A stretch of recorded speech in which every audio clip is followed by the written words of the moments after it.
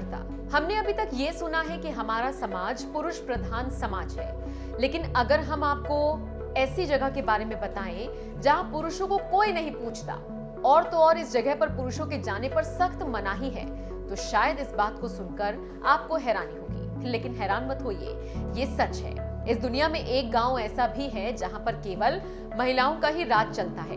इतना ही नहीं, आज से करीब 31 साल पहले इस गांव को महिलाओं ने ही बनाया था। इस गांव में पुरुषों का जाना मना है। चलिए अब आपको उस गांव की पूरी कहानी बताते हैं।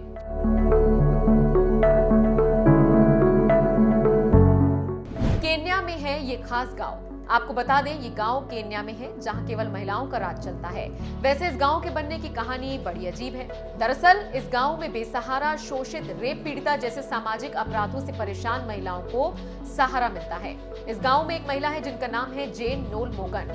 जेन बताती है कि एक बार एक ब्रिटिश सैनिक ने उनके साथ बलात्कार किया, जिसके बाद उनके पति ने उन्हें घर से निकाल दिया। उसके बाद जब उन्हें कहीं भी कोई ठिकाना नहीं मिला तो वो इस गांव में पहुंची जहां पूरी तरह से महिलाओं का राज चलता है। बताया जाता है कि करीब 3 दशक से इस गांव में कोई पुरुष नहीं आया।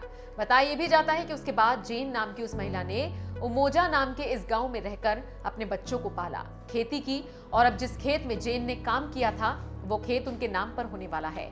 एक रिपोर्ट के मुताबिक केन्या में 98% जमीनें केवल आदमियों के नाम पर हैं। इतना ही नहीं, केन्या के ज्यादातर कबीलों में खेत और जमीन के हक को तो छोड़िए, इन कबीलों में महिलाओं को पहले पिता और फिर पति की संपत्ति समझा जाता है। लेकिन अब जेन को संपत्ति का अधिकार मिल रहा है। अब हम आपको बताएंगे ये गांव बसाया कैसे गया, कैसे बसा ये गांव। बताया जाता है कि इस गांव को रेबेका लोलोसोली नाम की महिला ने बसाया था। बताया जाता है कि महिलाओं के खतने करने का जब रेबेका ने विरोध किया तब उन पर पुरुषों ने हमला कर दिया और बुरी तरह से घायल कर दिया। उसके बाद जब रेबेका अपना इलाज करा रही थी तब उनके दिमाग में एक ऐसा गांव बनाने का ख्याल आया जहां पुरुषों का आना जाना ही मना हो, जहां पुरुषों की नहीं महिलाओं की सत्ता चले। तब इस गांव को 15 महिलाओं के एक समूह ने शुरू किया था।